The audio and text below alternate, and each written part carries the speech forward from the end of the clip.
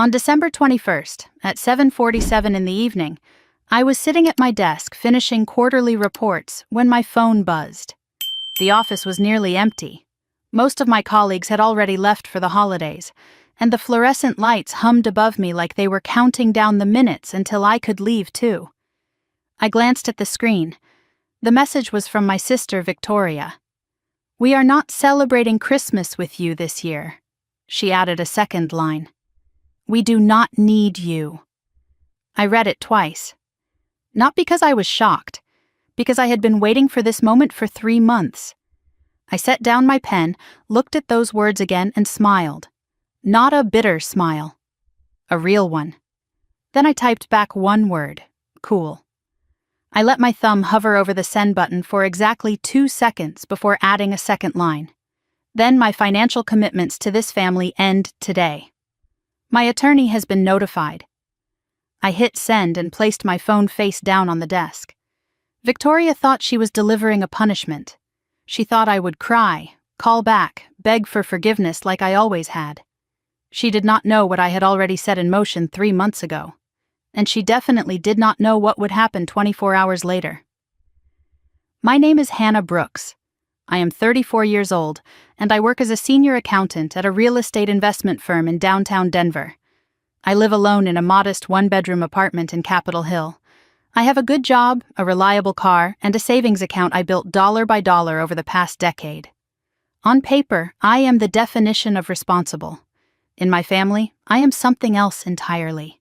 I am the emergency fund, the credit cushion, the silent investor in someone else's American dream. For 10 years, I had been the person everyone called when things went wrong. When my parents fell behind on their mortgage, I was the one who sent $1,400 a month to keep them afloat. When my sister Victoria maxed out her credit cards, I was the one who covered her payments until she got back on her feet. When the family wanted a vacation to Cancun, I was the one who fronted the deposits that somehow never got repaid. And when Victoria needed a co-signer for her car loan because her credit was temporarily damaged, I was the one who signed my name on the dotted line without asking questions. I did all of this because I believed that was what family meant: sacrifice, support, showing up even when it cost you. What I did not understand, what I refused to see, was that the giving only went one direction. I gave, they took. And somewhere along the way they stopped seeing me as a person and started seeing me as a resource. Victoria is 4 years older than me. She has a husband named Marcus, 2 daughters named Lily and Emma, and a beautiful house in Boulder that everyone in the family praised her for buying on her own. Our parents, Richard and Patricia Brooks, have always treated her like the sun around which the rest of us orbit. Victoria gets the compliments. Victoria gets the attention. Victoria gets the benefit of every doubt. And me? I get the phone calls at midnight asking if I can cover another emergency. 3 months before that text message arrived, I discovered something that changed everything. I was preparing to buy my first home. After years of saving, I finally had enough for a down payment on a small condo. I pulled my credit report expecting to see the clean financial history I had worked so hard to build. Instead, I found a nightmare. There was a loan for $47,000 in my name, a loan I had never applied for, a loan that was 63 days past due. The address listed on the account was my parents' house in Boulder. The co-signer was Victoria Marie Brooks Callahan. I stared at that screen until my eyes burned. $47,000. Someone had stolen my identity and used it to take out a loan I knew nothing about. My first instinct was to call the police.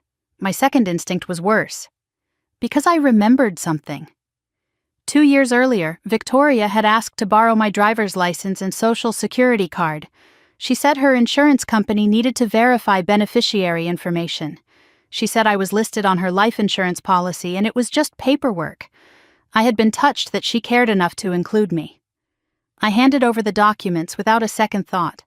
There was no life insurance policy. There never had been. My sister had used my identity to steal $47,000. And our parents' address was all over the paperwork.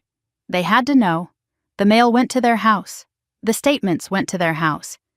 For 2 years, they watched my credit get destroyed and said nothing. I did not confront them, not then. Instead, I did what I do best. I gathered evidence. I requested documents from the bank. I pulled credit reports from all 3 bureaus. And I found 2 more accounts I had never opened. A retail credit card with a balance of $6,200. A line of credit for $14,300. Both past due. Both listing my parents' address. The total damage came to nearly $85,000. That was the moment I stopped being the family doormat. I hired an attorney named Daniel Reyes. I started building a case, and I waited for the right moment to make my move. For 3 months, I played the role of the good daughter, the supportive sister, the reliable Hannah who never caused problems. I showed up to family dinners. I smiled when Victoria bragged about her kitchen renovation. I said nothing while my mother told me how proud she was of everything Victoria had accomplished. And the whole time, I was counting down the days. Victoria's text was not a surprise, it was a gift. She handed me the excuse I needed to stop pretending. And the response I sent back, the one about my attorney, was not a bluff. It was a promise. My phone started ringing almost immediately. Victoria first, then my mother, then my father, then Victoria again. I let every call go to voicemail. I finished my quarterly report, saved the file, and shut down my computer. Then I gathered my things, walked to the parking garage, and drove home through streets glittering with Christmas lights. My phone kept buzzing on the passenger seat. I did not look at it once. By the time I got home, I had 23 missed calls and 47 text messages. I scrolled past all of them until I found the one name I was looking for. Daniel Reyes, attorney at law. He had sent me a message earlier that day. Everything is in place. Just say the word. I typed back 4 words. The word is given. Then I poured myself a glass of wine, sat down on my couch, and did something I had not done in years. I did not answer my family's calls. I did not apologize for existing. I did not beg for another chance to be tolerated. I just sat there in the quiet of my apartment, watching the snow fall outside my window, and waited for the chaos to begin. They thought they did not need me. They were about to find out exactly how wrong they were. To understand what happened next, you need to know what happened 3 months before that text message arrived. It all started with a dream. The most ordinary American dream there is. I wanted to buy my own home. September 15th was the day everything I believed about my family began to crack. I remember sitting at my small dining table after work, laptop open, a glass of water sweating beside me. The Denver evening was still warm, and I had the windows cracked to let in the breeze. I was excited. After years of saving, of budgeting every dollar, of saying no to vacations and new cars and all the things my sister seemed to acquire without effort, I was finally ready to make an offer on a condo in Highlands. Nothing fancy. Just a small place with good light and a view of the mountains. Something that was mine. The first step was pulling my credit report, standard procedure before applying for a mortgage. I expected to see a clean history. I had never missed a payment in my life. I had one credit card that I paid off every month. My student loans were long gone. My credit score should have been somewhere around 780, maybe higher. The page loaded. I looked at the number and felt my stomach drop. 612. That was impossible. I scrolled down looking for the error, the glitch, the explanation that would make this make sense. And then I found it. A personal loan. $47,000. Opened in October of 2022. Lender Mountain West Credit Union. Status 63 days past due. The address listed as my residence was 4847 Pinewood Drive, Boulder, Colorado. That was my parents' house. I had not lived there since I was 18 years old. I stared at the screen until my vision blurred. $47,000. A loan I never applied for. An address I had not called home in 16 years. My first thought was identity theft. Some stranger had stolen my information and taken out a loan in my name. It happened all the time. I would file a report, dispute the account, and everything would be fine. Then I looked at the cosigner field. Victoria Marie Callahan. My sister's married name. Right there on a loan I had never seen, never signed, never agreed to. The room seemed to tilt slightly. I put my hands flat on the table to steady myself. There had to be an explanation. Victoria would never do something like this. Not to me, not to her own sister. But even as I thought that, a memory surfaced. October 2022. 2 years earlier. Victoria had called me one evening, her voice unusually warm. She said she needed a tiny favor. Her insurance company required verification of beneficiary information. She told me I was listed on her life insurance policy, and they needed copies of my identification to confirm everything was legitimate. Just paperwork, she said. Nothing to worry about. I had been touched. Victoria rarely showed me that kind of consideration. The idea that she had named me as a beneficiary on her life insurance policy made me feel for once like she actually cared, like I mattered to her beyond what I could provide. I drove to her house that weekend and handed her my driver's license and social security card. She made copies while I played with Lily in the living room. A week later, I forgot all about it. There was no life insurance policy. I understood that now, sitting at my kitchen table with a credit report that proved my sister had forged my signature. She had not borrowed my identity for paperwork. She had borrowed it to steal $47,000. I did not cry. I did not scream. I just sat there, feeling something cold settle into my chest. The death of trust is a quiet thing. It does not announce itself with thunder or tears. It just slips away, leaving a hollow space where belief used to live. The next morning, I called Mountain West Credit Union. I kept my voice steady as I explained that I had not opened this account and needed documentation. The representative was polite, apologetic, clearly trained to handle situations like this. She said she would send me copies of all loan documents within 5 to 7 business days. Then she said something that confirmed what I already suspected. "Ma'am, I am showing a cosigner on this loan. A Victoria Callahan. Is that someone you know?" I nearly dropped the phone. "Yes," I said. "That is my sister." The documents arrived on September 22nd. I remember staring at the envelope for 10 minutes before I found the courage to open it. Inside was everything I needed to understand exactly how thoroughly I had been betrayed. The loan application listed all my correct personal information: my social security number, my date of birth, my employer, my annual income. The purpose of the loan was listed as home improvement and debt consolidation. All correspondence had been sent to my parents' address in Boulder. The phone number on file was Victoria's cell phone. The email address contained my name but was one I had never created. And then there was the signature page. My name signed in handwriting that was close to mine but not quite right. The loops were slightly different. The slant was off by a few degrees. A good forgery, but still a forgery. I held it up next to my actual signature on my driver's license. Anyone looking closely could see the difference.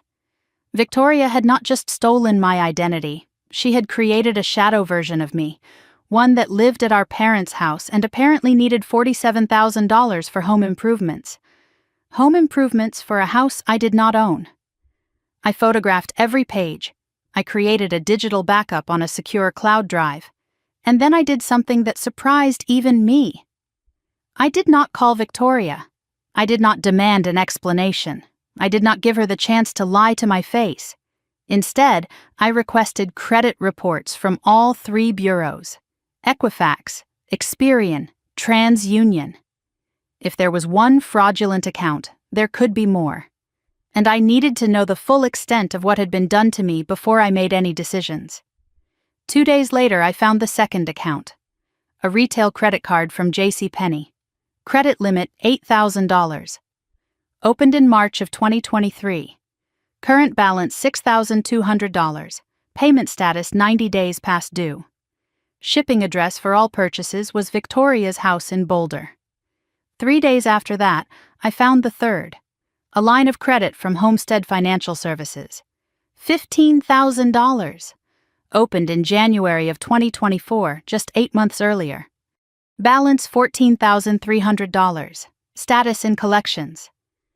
I did the math on a piece of paper, my hand trembling slightly as I wrote the numbers. Personal loan, $47,000. Retail card, $6,200. Line of credit, $14,300. Late fees and accumulated interest, approximately $17,000. Total damage, $84,500. My sister had stolen $84,500 in my name. And my parents' address was on every single account. The statements went to their house. The collection notices went to their house. For 2 years, they had watched this happen and said nothing to me. They knew. They had to know. I sat with that realization for a long time. The sister I had helped through every financial crisis. The parents I had supported with thousands of dollars in mortgage payments. They had looked me in the eye at every family dinner, accepted my generosity, praised Victoria for her accomplishments, and never once mentioned that they were complicit in destroying my future. I could have called the police that night. What Victoria did was a felony. Multiple felonies. Identity theft, forgery, bank fraud. She could go to prison for years. But I did not make that call. Not because I wanted to protect her, because I knew my family. I knew how they operated. If I confronted them now, they would lie. They would gaslight. They would make me the villain. Victoria would cry. My mother would take her side. My father would tell me I was overreacting. And somehow, by the end of it, I would be the one apologizing. I had seen that play too many times before. I knew how it ended. So I made a different choice. I would gather evidence. I would understand the full scope of what they had done. And I would find an attorney who could tell me exactly what my options were. The next week, I found Daniel Reyes. And what he discovered made $84,000 look like pocket change. Because Victoria had not just stolen my credit. She had stolen from our parents, too. And the house they thought they owned, the one I had been paying the mortgage on for 5 years, was not theirs anymore. They just did not know it yet. Daniel Reyes had an office on the 14th floor of a building in downtown Denver. The walls were lined with diplomas and certificates, and the bookshelves held thick volumes on fraud law and financial crimes. He was a former prosecutor in his mid-40s with calm eyes and a reputation for being thorough. I found him through a recommendation from a colleague who had gone through a messy divorce. He handles complicated situations, she told me, the kind where family and money get tangled up together. I arrived at his office on September 27th, clutching a folder that contained everything I had gathered. Credit reports from all 3 bureaus, loan documents with forged signatures, screenshots of the text conversation where Victoria asked to borrow my identification, bank statements showing accounts I had never opened. I spread it all across his conference table like evidence at a crime scene, which I suppose it was. Daniel reviewed each document in silence. He did not interrupt or ask questions. He just read, occasionally making notes on a yellow legal pad, his expression revealing nothing. When he finished, he set down his pen and looked at me directly. "Ms. Brooks, what your sister did is a felony. Multiple felonies, actually. Identity theft, forgery, bank fraud. You could press charges today, and she would likely be arrested within 48 hours. I had expected him to say that. I had even rehearsed how I would respond, but hearing the words out loud made my chest tighten. I know, I said, but I need to understand everything before I decide anything. He nodded slowly, like he had heard this before. That is actually the smarter approach, he said. Let me walk you through your options. He explained that I had 4 possible paths. The first was criminal prosecution. I could file a police report, and Victoria would face identity theft and fraud charges. Depending on the total amount, she could be looking at 5 to 15 years in prison. My credit would be cleared through fraud affidavits, and I would be legally recognized as a victim. The downside was obvious. My sister would go to prison. My nieces would lose their mother. The family would be destroyed in the most public way possible. The second option was a civil lawsuit. I could sue Victoria for the full amount of the fraudulent debt plus damages. This would force her to acknowledge what she had done, and potentially result in a judgment against her. The problem was that civil cases were expensive and slow, and if Victoria had no assets to seize, I might win the judgment and never see a dollar. The third option was a negotiated settlement. I could confront Victoria with the evidence, demand a repayment plan, and try to resolve this privately. No courts, no police, no public record. The obvious problem with this approach was that it relied entirely on Victoria's cooperation. Given that she had already proven herself willing to commit fraud against her own sister, trusting her to honor an agreement seemed naive at best. The fourth option was what Daniel called the long game. Gather more evidence before making any move. Understand the full scope of the fraud. Build an airtight case. And make a decision from a position of complete knowledge rather than emotion. I want the fourth option, I said without hesitation. I want to know everything. Daniel raised an eyebrow. That is unusual. Most people want immediate action. I met his gaze. Most people have not spent 34 years learning how their family operates. If I move too fast, they will find a way to make this my fault. I need to know exactly what I am dealing with before I confront them. He leaned back in his chair and studied me for a moment. Then he nodded. All right, let me see what I can find. Over the next 2 weeks, Daniel conducted an investigation that I could not have done on my own. He requested additional bank records. He traced the flow of money from each fraudulent account, and what he discovered was worse than I had imagined. The $47,000 loan from Mountain West Credit Union had been disbursed in 3 separate transactions. $23,000 went directly into Victoria's personal checking account. $9,000 was withdrawn in cash over 3 separate visits to different branches, and $15,000 was sent as a cashier's check to something called Boulder County Title Company. Daniel cross-referenced that payment with public property records. The $15,000 had been used as part of the down payment on a house in Boulder. Victoria's house. The beautiful home everyone in the family praised her for buying on her own. The house where she hosted Thanksgiving dinners and Christmas parties. The house where I had given her a $5,000 housewarming gift because I wanted to be supportive. Your sister used your stolen identity to buy her dream home, Daniel said. Then she had the audacity to ask you for more money at the housewarming party. I remembered that day clearly. Victoria had looked at my check and said, "That is it? I thought you would help with the landscaping too." I had felt guilty for not giving more. Now I understood why she was so confident. In her mind, she had already taken what she needed. My gift was just extra. The JCPenney credit card told a similar story. $6,000 in charges over 18 months, furniture, appliances, home decor, all of it shipped to Victoria's address in Boulder. The dates of the purchases corresponded with photos she had posted on social media, showing off her new living room set, her upgraded kitchen, her daughter's redecorated bedrooms. But Daniel was not finished. "There is something else we need to discuss," he said. "Your parents." I felt my stomach clench. "What about them?" He pulled out a folder of documents. All 3 fraudulent accounts list their address as your residence. Someone had to receive the mail. Someone had to intercept bank notices and collection letters. The personal loan even required proof of residency. Someone provided utility bills with your name on them. I wanted to argue. I wanted to say that my parents had been deceived just like me. But the evidence did not support that fantasy.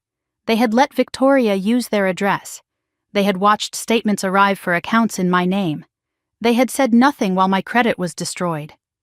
Daniel watched my face as the realization settled in. Either your parents were actively involved, he said, or they were willfully blind.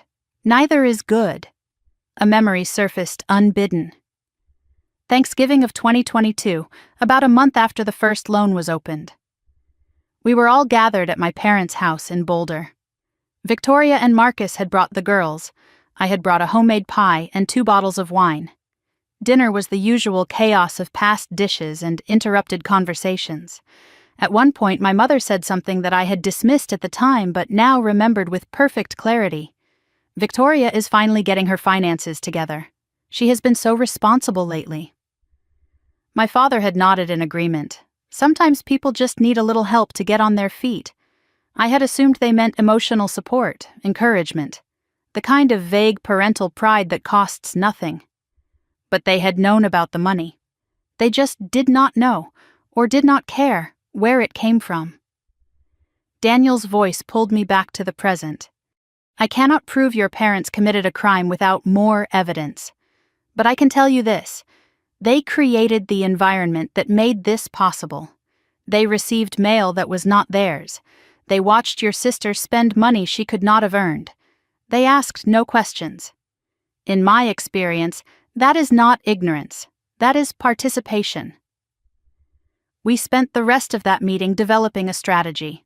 Daniel advised me to continue paying the minimum payments on the fraudulent accounts to prevent them from going to collections, which would trigger phone calls that might alert Victoria. I was to document every family interaction from that point forward, save every text message, note every conversation, and most importantly, I was to give no indication that I knew anything. "You want me to keep pretending?" I said. He nodded. "I want you to protect yourself by letting them think they have won. It is the hardest thing, but it is also the smartest. So that is what I did." For the next month, I attended family dinners at my parents' house. I smiled when Victoria talked about her kitchen renovation plans. I listened politely when my mother praised Victoria's interior design choices. I played with Lily and Emma in the backyard while the adults discussed holiday plans. And the whole time I was watching, waiting, gathering evidence. They had no idea. They looked at me and saw the same Hannah I had always been. Quiet, reliable, easy to ignore. They did not see the folder growing thicker on my kitchen counter. They did not see the emails I exchanged with my attorney. They did not see the woman I was becoming, one who would no longer accept betrayal as the price of belonging. On October 25th, my mother called with a special request. "We have decided to do Christmas differently this year," she said. "Victoria is hosting at her new house. It is time she took on more responsibility." Then came the real reason for the call. "But we need you to help with the costs. Victoria is stretched thin with the mortgage. Could you handle the catering and maybe the gifts for the girls?" The total she was asking for came to approximately $3,000. For a Christmas celebration at a house partially funded by my stolen identity, hosted by the sister who had committed fraud against me. I told her I would check my budget and get back to her. Then I hung up and stared at the wall for a very long time. They wanted me to pay for Christmas at the house my stolen money helped buy. And that was when I realized something important. Victoria's greed was not the disease. It was a symptom. The real problem was my family's complete inability to see me as anything other than a resource to be extracted. But the moment that truly broke something in me came a week later, at a family dinner where my mother said 7 words that I would never forget. 7 words that made me realize I had been invisible my whole life. And 7 words that sealed my decision to make them see me, finally, completely, unforgettably. I sat on my couch that night with my second glass of wine, watching the messages pile up on my phone. It was 9:30 on December 21st, and my family had spent the last 2 hours trying to reach me. The evidence folder sat on my coffee table, thick with documents that told the story of their betrayal. Outside my window, Denver glittered with Christmas lights. Inside my apartment, I finally let myself read what they had sent. Victoria's first text came at 7:53, just 6 minutes after I sent my response about the attorney. "What do you mean, your attorney? What attorney? Call me back now." The capital letters made me smile. Victoria always shouted when she felt control slipping away. My mother texted at 7:58. "Hannah Marie Brooks, you call your sister immediately. This is not how we raised you." She had used my full name, the way she did when I was a child, and had done something to disappoint her. Which was often. My father's message arrived at 8:12, and the fact that he had texted at all told me how serious they considered this situation. Richard Brooks did not text. He barely knew how to use his phone. "Your mother is very upset. Whatever this is about, we can discuss it like adults. Call home."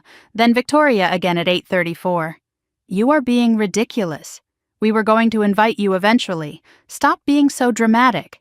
I read that line 3 times. "We were going to invite you eventually." Like I was an afterthought, like my presence at Christmas was a favor they might bestow if I behaved properly. I moved on to the voicemails. There were 4 of them. The first was from Victoria at 8:02. Her voice was angry and clipped. "Hannah, I do not know what game you are playing, but this is not funny. You cannot just threaten to cut us off financially. We have arrangements. Call me back." I paused at that word. Arrangements, not agreements, not help you have generously given. Arrangements. Like I was a subscription service she had signed up for without my consent. The second voicemail was from my mother at 8:15. Her tone was wounded, theatrical. "Hannah, your father and I are very hurt. After everything we have done for you, this is how you treat family?" Victoria is devastated. She was so looking forward to hosting Christmas. Please do not ruin this for everyone. I listened to it twice, searching for a single specific thing they had done for me. I could not name one. The third was Victoria again at 8:47. Her voice had changed, gone softer, more calculated. "Look, I am sorry if the text came out wrong. I was stressed about the party planning. Of course we want you there. Can we just talk, please?" The apology that was not an apology. Sorry if it came out wrong. Not sorry for what I said. Never that. The fourth voicemail was from my father at 9:15.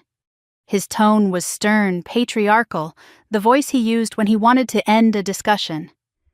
"Hannah, your mother has a headache from all this stress. Whatever point you are trying to make, you have made it. Now be reasonable and call us back so we can sort this out before Christmas. Be reasonable." Those 2 words had been used to silence me my entire life. I set the phone down and closed my eyes. The voicemails were nothing new. I had heard versions of them for 34 years. But there was one moment that changed everything. One sentence that finally made me see what I had been refusing to see. November 2nd, 7 weeks before Victoria's text. A family dinner at my parents' house in Boulder. Everyone was there that night. My father Richard at the head of the table. My mother Patricia orchestrating the conversation. Victoria and her husband Marcus. Their daughters Lily and Emma, 7 and 5 years old, fidgeting in their seats. And me, sitting in my usual spot near the kitchen, ready to jump up whenever something needed fetching. Dinner followed the familiar pattern. Victoria dominated the conversation. She talked about her house renovations. She bragged about the girls' achievements at school. She mentioned that Marcus had received a promotion at work. My parents listened with rapt attention, nodding and smiling, asking follow-up questions. At one point, I mentioned that I was thinking about buying a condo. There was a brief pause. My mother said, "That is nice, dear." Then she turned back to Victoria and asked about her plans for the kitchen backsplash. After dinner, I helped my mother clean up. This was also familiar. Victoria stayed in the living room with my father and Marcus while I scraped plates and loaded the dishwasher. Through the doorway, I could hear them laughing about something. My mother dried dishes beside me, humming softly. Then she said it. "Victoria is really the heart of this family." I kept washing, my hands submerged in soapy water. She has always been special. You understand, do you not, Hannah? You are dependable. But Victoria, she just lights up a room. I waited for her to add something about me, some acknowledgement that I had value beyond being dependable, but she just kept drying dishes, content with what she had said. Then came the 7 words. "We are so lucky to have her. Not we are so lucky to have you both. Just her. Only her." I did not cry. I did not argue. I finished drying the last dish and told my mother I needed to leave early because I had a meeting in the morning. I drove back to Denver in silence. No radio, no phone calls. Just the dark highway and the weight of 34 years finally settling onto my chest. I sat in my car outside my apartment building for 45 minutes that night. Not crying, just thinking. About all the ways I had tried to earn what Victoria was given without asking. The pattern had been there my whole life. I just refused to see it. When we were children, Victoria got dance lessons and gymnastics and summer camps.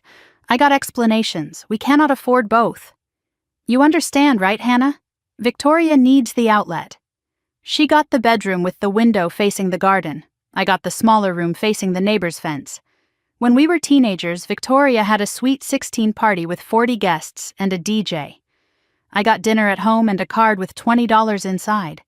Victoria got caught sneaking out at 17 and was grounded for a week. I got caught with a B+ on a math test and was lectured for an hour about wasted potential. When we went to college, Victoria's tuition was paid in full by our parents. 4 years at a state university, room and board included. When it was my turn, they sat me down and explained that they had stretched themselves thin for Victoria and I would need to take out loans. I worked 2 jobs through school while maintaining a 3.8 GPA. Victoria dropped out after 2 years to find herself. No one ever mentioned that the tuition money she wasted was never repaid. When Victoria got married, our parents spent $40,000 on the wedding. 200 guests. A destination venue in Sedona. When I asked years later if they would help with my wedding someday, my mother laughed. "Oh, honey, we will cross that bridge when you find someone."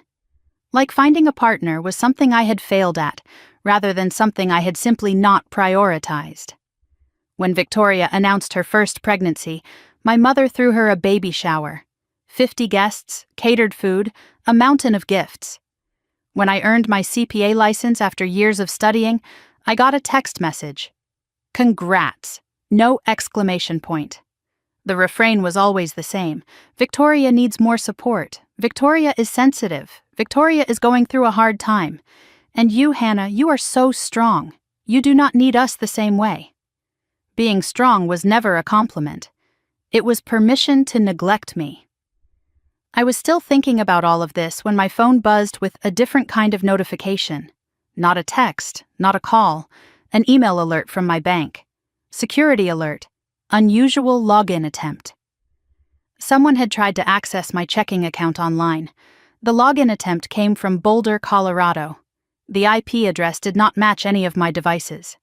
Login status, failed, wrong password. My blood went cold. I logged into my banking app and checked the security logs. There had been 3 failed login attempts in the past hour. One on my checking account, one on my savings account, one on my investment account. All from the same IP address in Boulder.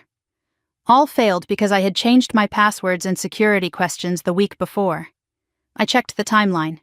Victoria's text arrived at 7:47. My response about the attorney went out at 7:48. The first bank login attempt happened at 8:23, exactly 35 minutes after I refused to play along. They were not just panicking about losing my financial support, they were trying to access my actual money. Victoria's text was not just cruel, it was a distraction. While I was supposed to be crying and begging for forgiveness, someone was trying to drain my accounts. I immediately called my bank's fraud line. I reported the unauthorized access attempts. I requested a security freeze on all accounts. The representative confirmed that no money had been taken. All attempts had failed.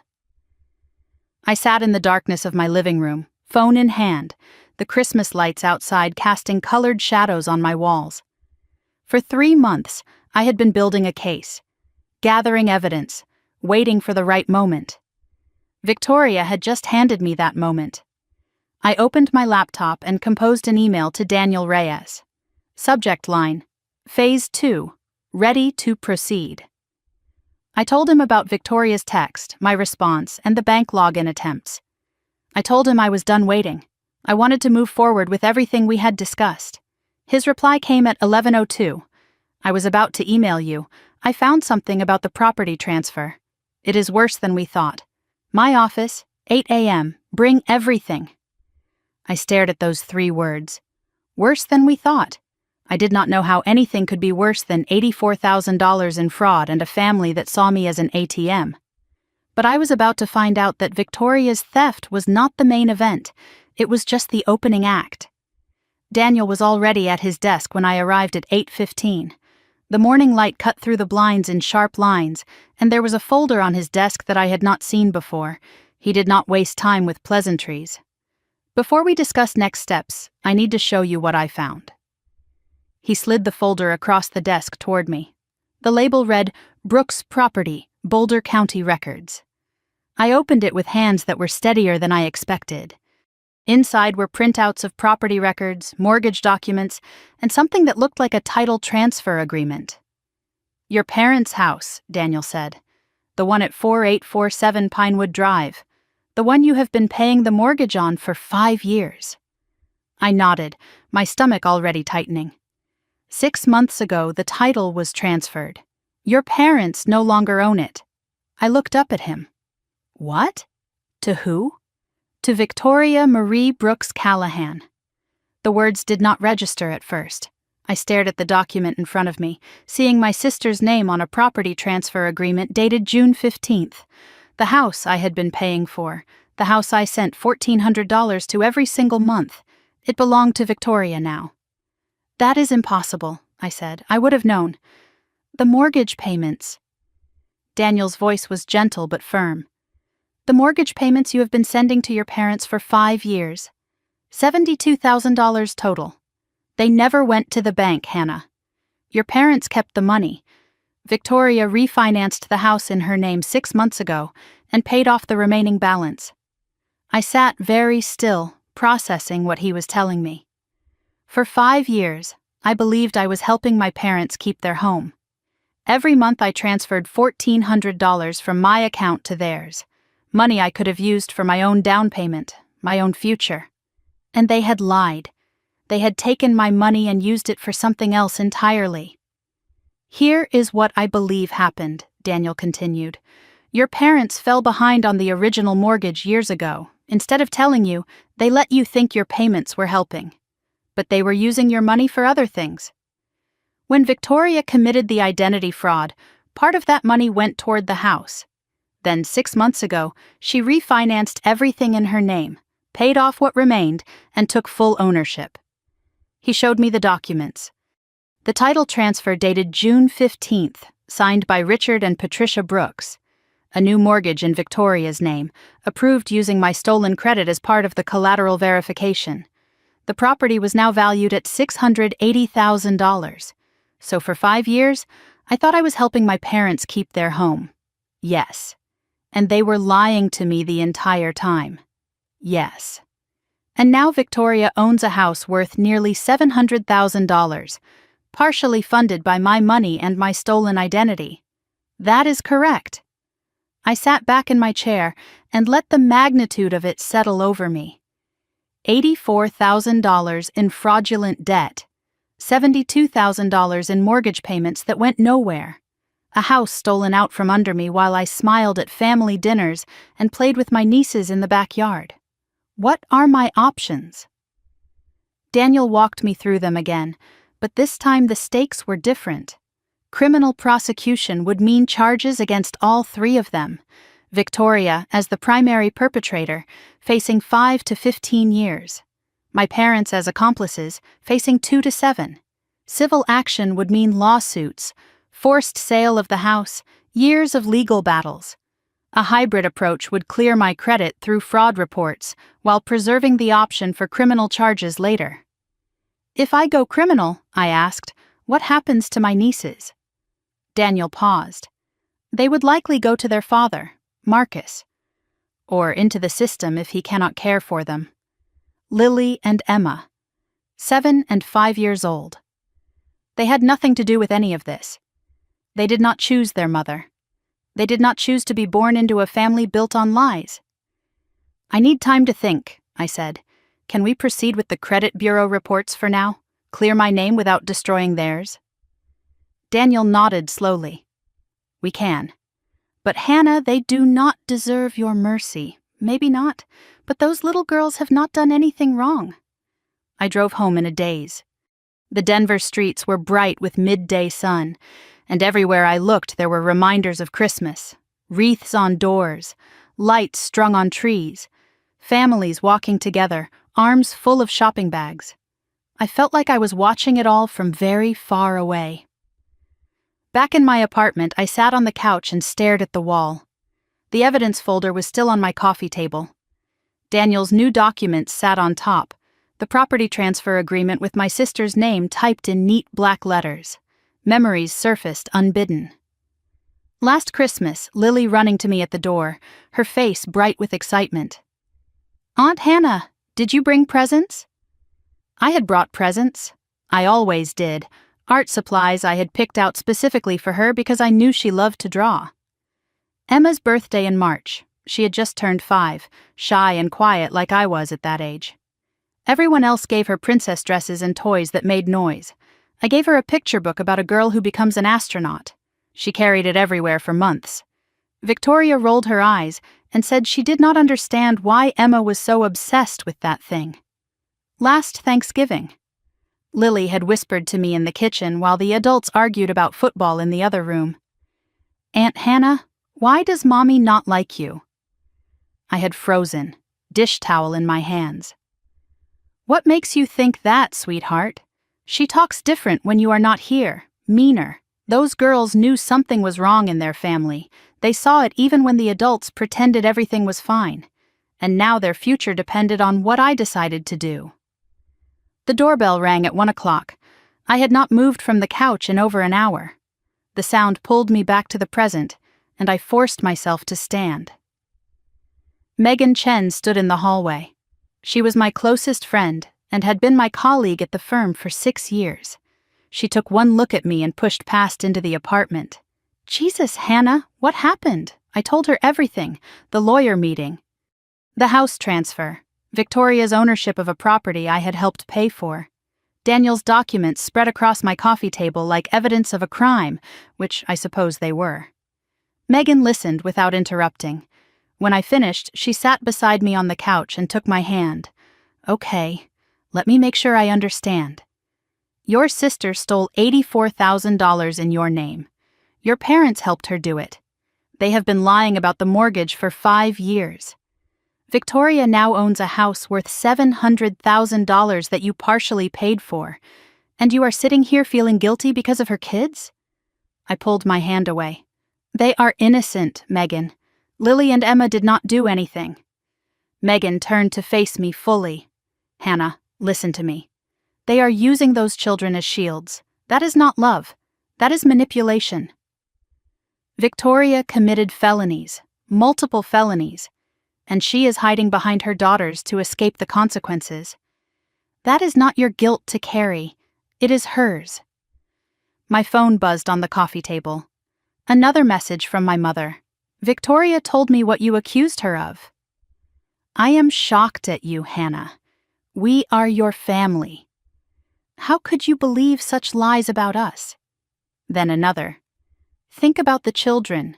Think about what you are doing to this family. You are not the Hannah we raised. Something has changed in you. And another. I spoke with Pastor Williams. He agrees that forgiveness is the only path forward. Whatever grievances you think you have, we can work through them. As a family. But not like this. Not with lawyers and threats. Megan read the messages over my shoulder. She brought in the pastor. Classic move. Notice how she is not denying anything, just talking about forgiveness and grievances. She knows, Hannah. She has known all along. I stared at my mother's words. She was right about one thing. Something had changed in me. I was no longer the Hannah who apologized for existing. I was no longer the Hannah who accepted blame for other people's choices. They are never going to admit it, I said. Not to me, not to anyone. In their minds, they are the victims. I am the ungrateful daughter causing problems. So what are you going to do? I do not know yet, but I am done feeling guilty for their choices. My phone rang at 3:45. The caller ID made me freeze. Dad. My father had not called me directly in almost 3 years. Everything always went through my mother. Always. That is unusual, Megan said. Dad never calls me. Maybe you should answer. See what new angle they are trying. I picked up. Dad. His voice was different from what I expected. Not angry, not pleading, just tired. Hannah, we need to talk, in person. I do not think that is a good idea right now. Please, just hear me out. There are things you do not know. I know plenty, Dad. A pause. When he spoke again, his voice cracked slightly. Not everything. Not the things that matter. Tomorrow, come to the house. Noon. Just give us a chance to explain. Your mother does not know I am calling. This is between us, father to daughter." I looked at Megan, who shrugged. "Your call. Fine. Tomorrow, noon." "Thank you, Hannah. I do not deserve it, but thank you." I hung up and sat in the silence of my apartment. Father to daughter. He had never said that to me in my entire life. "You think it is a trap?" Megan asked. "With this family? Always. But if there is something I do not know, something that changes any of this, I need to hear it. Even if it hurts." I did not trust my father. I did not trust any of them anymore. But that voice on the phone, tired and broken and almost desperate, was something I had never heard from Richard Brooks before. For the first time in my life, he sounded like a man with nothing left to lose. And that terrified me more than anything else. The drive to Boulder felt longer than usual. I took US 36 through the foothills, watching the snow-dusted mountains rise ahead of me, and tried to prepare myself for what was coming. The evidence folder sat on my passenger seat, thick with documents that could destroy my family. Christmas music played on every radio station. I turned it off and drove in silence. I pulled onto Pinewood Drive at noon. The neighborhood looked like a postcard. Snow-covered lawns, wreaths on every door, Christmas lights waiting to glow when evening came. My parents' house sat at the end of the cul-de-sac, the house I had sent $72,000 to protect. The house that now belonged to my sister. 2 cars were in the driveway. My parents' Buick and Victoria's white SUV. A third car I did not recognize sat at the curb, a silver BMW. I parked on the street, not the driveway. I wanted a clear exit if I needed one. The house looked different now that I knew the truth. Not a family home, a crime scene dressed in holiday decorations. I grabbed my folder, walked to the front door, and rang the doorbell like a stranger. Victoria answered. She was dressed casually, her eyes red from crying or pretending to cry. Behind her, I could see the living room arranged like an intervention. My father Richard sat on the main sofa beside my mother Patricia. Victoria's husband Marcus stood by the window, looking uncomfortable in a way I had never seen before. Christmas decorations filled every corner, a tree covered in ornaments, garland draped over the mantel, stockings hung in a row. I counted them quickly. 4 stockings. Richard, Patricia, Victoria, Marcus. There was no stocking with my name. "Hannah," my mother said, rising from the couch. "Thank God you came. Please sit down. I will stand," Victoria muttered from behind me. "Of course you will." My father's voice cut through the room, sharper than I had ever heard him speak to Victoria. "Victoria, enough." Everyone went quiet. I stood near the door, folder clutched against my chest like armor, and waited. Richard cleared his throat. "Hannah, we asked you here because this family is falling apart. Your mother and I have been up all night talking, about everything." He looked at Patricia, who dabbed her eyes with a tissue. "We made mistakes. We see that now." My mother took over, her voice thick with practiced emotion. "We should have told you about the mortgage, about the house. But you have to understand, we were desperate. Your father's business failed. We were going to lose everything." Richard nodded. When Victoria offered to help refinance, it seemed like the only way. Patricia reached for my hand, but I did not move closer. "We did not want to burden you with our problems. You were already doing so much." I let their words hang in the air for a moment. Then I spoke. "You did not want to burden me? I was sending you $1,400 a month. For 5 years. $72,000. Money I thought was paying the mortgage. Money that was actually going where, exactly?" Silence. "Where did my money go, Mom?" Patricia looked at Richard. Richard looked at the floor. Victoria shifted in her armchair. Finally, my father spoke. Bills, credit cards. Some of it went to help Victoria with expenses. I laughed, not with humor, with disbelief. So I was paying for Victoria's lifestyle while she was stealing my identity to fund more of it. That is not a mistake. That is a conspiracy. Victoria erupted from her chair. "Oh, here we go. Saint Hannah, the martyr. You act like you were suffering. You have a good job, a nice apartment, no kids to worry about. Do you know what it is like trying to raise 2 children while Marcus's business was failing? Do you have any idea?" Marcus turned from the window. His face was confused. "Wait, what do you mean, my business failing?" Victoria froze. "My business did not fail," Marcus continued. "We had a rough quarter 2 years ago, but we recovered." He looked at me. What is she talking about? What identity theft? I watched Victoria's face go pale. She had not told him. Her own husband had no idea what she had done.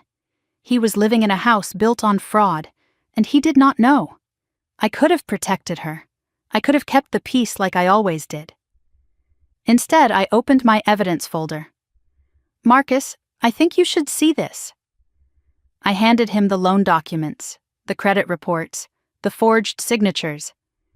He took them slowly, like he was afraid of what he might find. The room was silent except for the rustle of pages. Marcus read through the documents, his face growing paler with each one.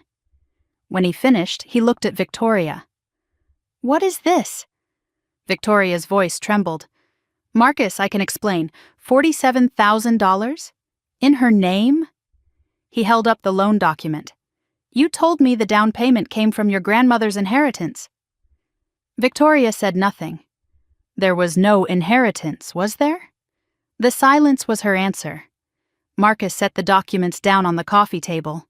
His hands were shaking. "The house. Our house in Boulder. You told me your parents gifted us the down payment from selling their old car and some savings." "They did help," Victoria started, "but the rest came from stolen money, from your sister's identity." He looked at me. "How much?" "The loan was $47,000. $15,000 went directly to the down payment." Marcus stared at the Christmas tree for a long moment. "We are living in a house funded by fraud." Victoria started crying. Real tears this time, ugly and desperate. "I was going to pay it back. I was going to fix everything." "When, Victoria?" Marcus's voice was hollow. "When were you going to tell me our entire life is built on a lie?" He stood up, looked around the room at each of us in turn, and walked toward the door. "I need air. I need to think." He left without looking back. The front door closed behind him with a soft click that felt louder than a slam. Victoria crumpled in her chair, face in her hands. My mother immediately went to her side. "Sweetheart, it is okay. We will fix this. Not a word to me, not a glance in my direction." Even now, with everything exposed, Patricia's first instinct was to comfort the daughter who had stolen from me. I watched them for a moment. The pattern, crystal clear, one final time. 5 years, I said.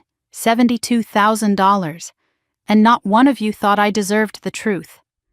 My mother looked up, defensive. "We were trying to protect you." From what? From knowing my own family was stealing from me? It was not stealing. It was borrowing. Borrowing requires consent. And repayment. I gave neither. My father spoke then, his voice quiet and defeated. "Hannah, I am sorry. I know it does not change anything, but I am sorry. Your mother and I got in over our heads, and instead of asking for help the right way, we took the easy way."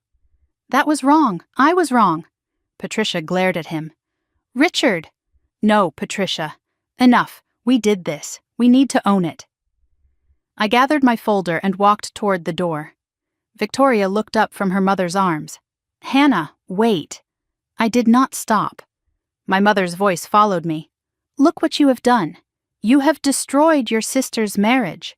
I paused at the door. "No, Mom. Victoria destroyed her marriage when she forged my name. I just handed Marcus the matches." I reached for the handle. Patricia's voice cut through the room one more time. "Hannah, wait. There is something else you should know." I stopped, but did not turn around. "The house. Victoria's house. It is not just in her name. Your father co-signed the refinance. If you go after Victoria legally, you will destroy him too. His retirement, his credit, Everything. Is that what you want? To put your own father in financial ruin? I turned slowly and looked at my mother, then at my father. He would not meet my eyes. I will be in touch after Christmas. With my attorney. I opened the door and walked out into the cold December air. Snow was beginning to fall again, soft and silent. Behind me I could hear Victoria sobbing, my mother's voice murmuring comfort, my father saying nothing at all. I got in my car and drove away from the house I had helped pay for, the family I had helped support, and the lies I had helped maintain with my silence. They had weaponized my father against me, made him a human shield. If I pursued justice, I would destroy him too. They were counting on my love for him to make me back down. 3 months ago, that might have worked. But that was before I learned what they were capable of. Before I understood that their love had always been conditional, always been transactional, always been a trap. I drove back toward Denver with snow falling on my windshield and one thought repeating in my mind. Whatever came next, I was done being the family's silent foundation. It was time to let them see exactly what happened when that foundation walked away. The drive back to Denver felt like moving through water. Everything was slow, heavy, unreal. The Rocky Mountains stretched ahead of me, indifferent to the chaos unfolding in my life, and I gripped the steering wheel until my knuckles turned white. My evidence folder sat on the passenger seat, thicker now than when I had arrived at my parents' house. But the weight I felt had nothing to do with paper. My mother's words echoed in my mind.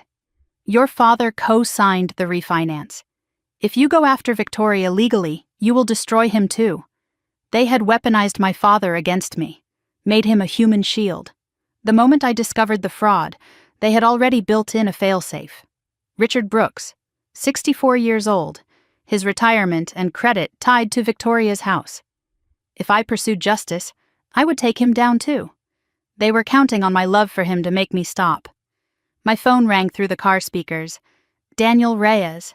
I was about to call you, I said. How did the meeting go? I laughed. But there was no humor in it, about as well as expected. Worse, actually. I told him everything. Marcus discovering the truth and walking out. Victoria's tears and my mother's immediate rush to comfort her. The revelation that my father had co-signed the refinance. Daniel listened without interrupting. That complicates things, he said when I finished. But it does not change the fundamentals. It changes everything. If I pursue this, I take down my father too. Your father made a choice, Hannah. He signed documents he knew were connected to fraud. He is not a victim here. He is a participant. He is still my father. And Victoria is still your sister. That did not stop her. I had no response to that. He was right, and we both knew it. There is something else, Daniel continued. I found additional documentation about the refinance. When Victoria took over the mortgage, there were irregularities. What kind of irregularities? The kind that could unravel everything. But I need to verify before I say more. Can you come to my office first thing tomorrow? Christmas Eve, I know, but this cannot wait. I told him I would be there at 8 and ended the call. The snow was falling harder now, and I turned on my wipers, watching them sweep back and forth across the windshield. Whatever Daniel had found, it was serious enough that he wanted to meet on Christmas Eve. That alone told me the situation was about to get worse. I got home around 3:30. My apartment felt different somehow, smaller, quieter. I dropped my evidence folder on the kitchen counter and stood in the silence, just breathing. The Christmas lights from the building across the street cast colored shadows through my window. Somewhere in the distance, I could hear music playing. I thought about my father, Richard Brooks, who taught me to ride a bike when I was 6, who stayed up late helping me with math homework in high school, who cried at my college graduation the only time I ever saw him emotional. That was the father I remembered.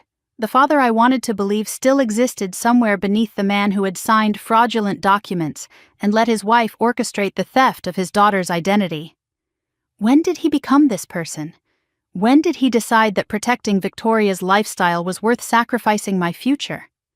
Or had he always been this way, and I was just too desperate for his approval to see it? My phone rang at 5 o'clock. Victoria. I almost did not answer. But something made me pick up.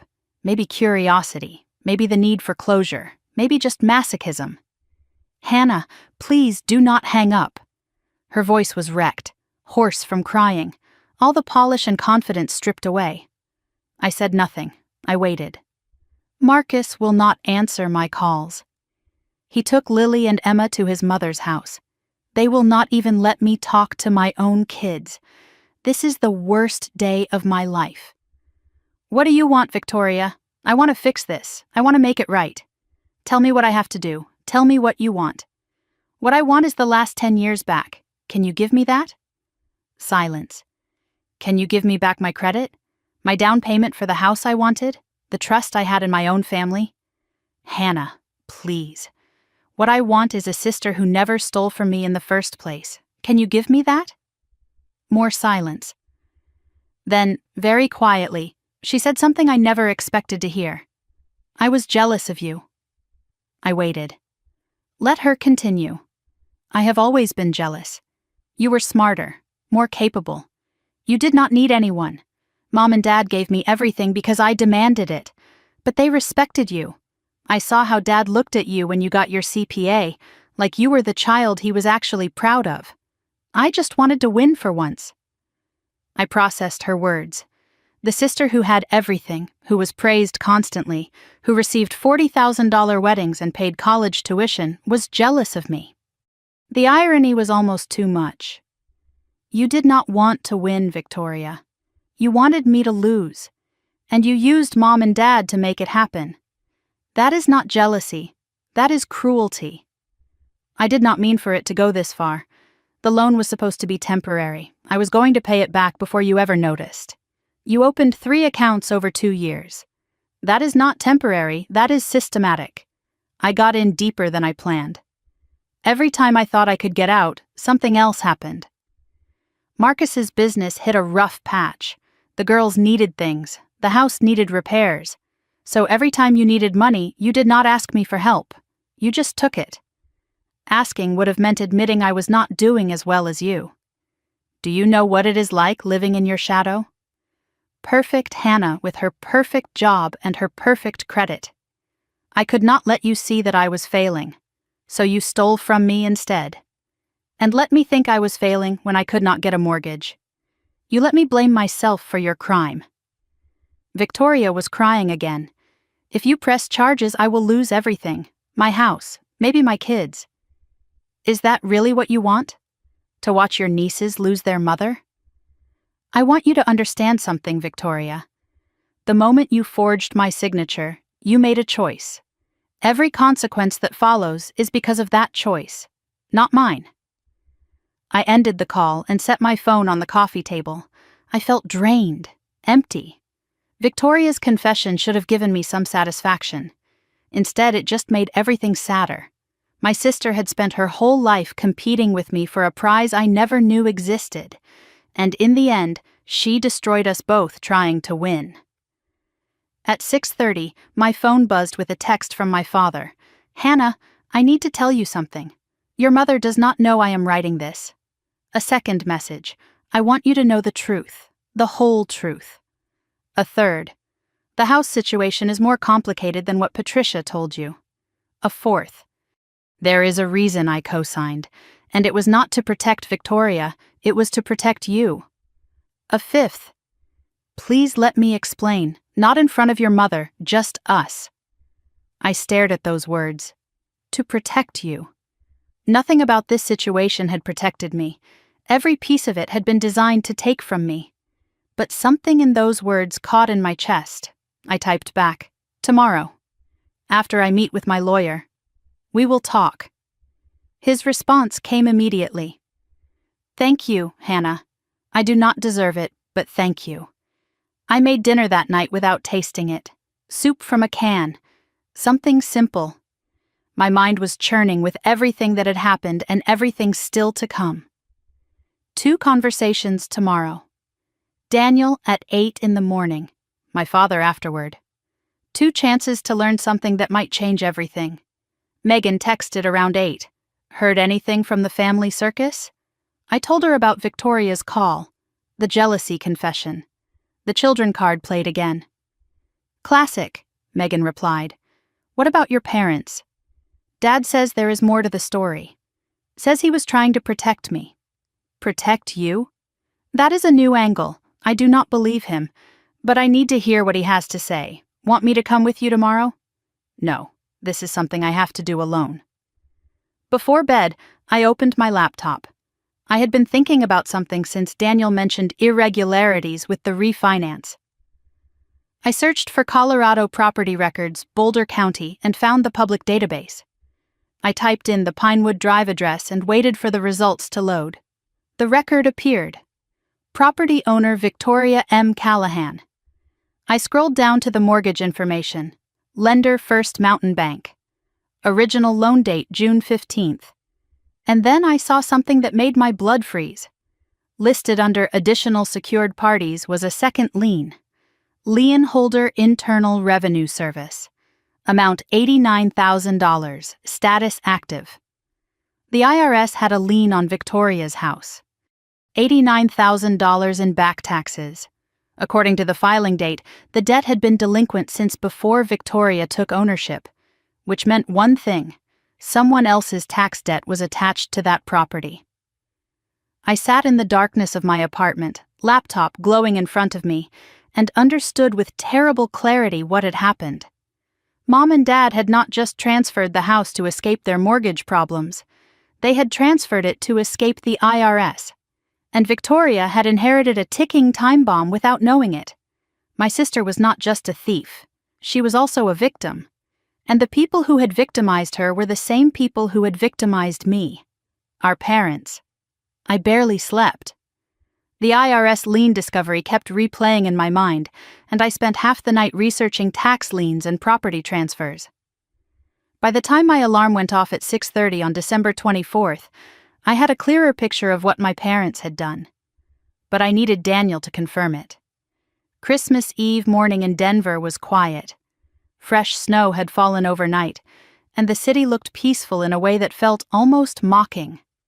I made coffee, printed everything I had found the night before, and added it to my evidence folder. The stack of documents was now nearly 2 inches thick. Enough paper to destroy a family. I arrived at Daniel's office at 8:15. He was already there, coffee in hand, files spread across his desk. His expression when I walked in told me everything I needed to know. Whatever he had found was serious. Before we discuss next steps, I need to show you what I found last night. I set my printouts on his desk. IRS lien on the property, $89,000. Daniel nodded grimly. I know, I found the same thing. But there is more. He gestured for me to sit and opened a folder I had not seen before. Let us start from the beginning. Your parents' house, the original mortgage. They took out that loan in 2008. $320,000. By 2019, they had paid it down to about $210,000. That is when things went wrong. I waited, hands folded in my lap. Your father's business failed in 2018. He owed back taxes. Instead of setting up a payment plan with the IRS, he ignored it. The IRS filed a lien against the property in 2020. $89,000. Your parents never told you because they were ashamed, and because you were already paying what you thought was their mortgage. I closed my eyes for a moment, absorbing this. So the money I sent every month was never going to the bank, correct? They were using it for living expenses, credit cards, helping Victoria. The mortgage fell further behind, but they kept taking your money and pretending everything was fine. And the transfer to Victoria? Daniel leaned forward. When Victoria offered to refinance, your parents saw an escape route. They transferred the property to her, thinking it would clear the IRS lien. He paused. It did not. Federal tax liens survive property transfers. Victoria now owns a house with nearly $300,000 in combined debt. The mortgage she took on and the IRS lien she inherited without knowing it. She does not know about the tax part, I said. Daniel shook his head. Based on the documents, I do not believe she does. Your parents transferred their problem to her and let her think she was helping them. I sat with that for a moment. Victoria had committed fraud against me. She had stolen my identity and used it to build a life she could not afford. But she had also been used by our parents. They had handed her a house that came with an $89,000 anchor attached. There is something else, Daniel continued. He pulled out another document. The original mortgage agreement from 2008, standard clause in almost every mortgage. The due on sale provision. I had read about this during my research the night before, but I wanted to hear him explain it. When your parents transferred the house to Victoria, they triggered this clause. It requires the original borrowers to notify the lender of any ownership change. If they do not, the bank can demand full repayment of the remaining balance immediately. Did they notify the bank? No, they hid the transfer. The bank does not know Victoria owns the house. Payments are still coming from an account in your parents' name, funded by Victoria's refinance money. It is a shell game. And if the bank finds out about the unauthorized transfer, they can call the entire loan due. $215,000, payable immediately. Add the IRS lien of $89,000. Total exposure is over $300,000. I processed the numbers. Who can tell the bank about the transfer? Daniel paused. Anyone with knowledge of it, including you. You have been making payments you believed were going to that mortgage. You have standing. So if I notify the bank about the unauthorized transfer, I said slowly, the bank could foreclose. Victoria loses the house. Yes, your parents would be on the hook for any deficiency, and the IRS would still pursue their lien against whoever has assets. That would destroy all of them. Yes, financially, at least. Victoria would lose everything. Your parents' retirement would be wiped out, and given the fraud involved in the original transfer, there could be criminal exposure too. I stared at the documents spread across Daniel's desk. 3 months ago, I had discovered that my sister stole $84,000 in my name. Now I was holding evidence of a conspiracy that went far deeper: tax evasion, mortgage fraud, a due-on-sale violation that gave me the nuclear option. I do not want to destroy them, I said finally. I just want what is mine. Daniel nodded. Then we use this as leverage, not as a weapon. We draft a letter outlining what you know and what you are prepared to do. We give them a chance to make this right before you pull the trigger. He opened his laptop. What do you want, Hannah? Specifically. I thought for a moment, then spoke. I want the $84,000 in fraudulent debt removed from my name, completely. I want the $72,000 I paid toward the mortgage repaid. I want a formal acknowledgement of what they did, in writing, and I want them out of my financial life forever, Daniel typed as I spoke. We will make this formal, clear, undeniable. The letter took shape over the next hour. Paragraph by paragraph, Daniel built a document that laid out everything. The identity theft, with dates and amounts. The mortgage fraud and where my payments actually went. The due-on-sale violation and its implications. The IRS lien and who was truly responsible.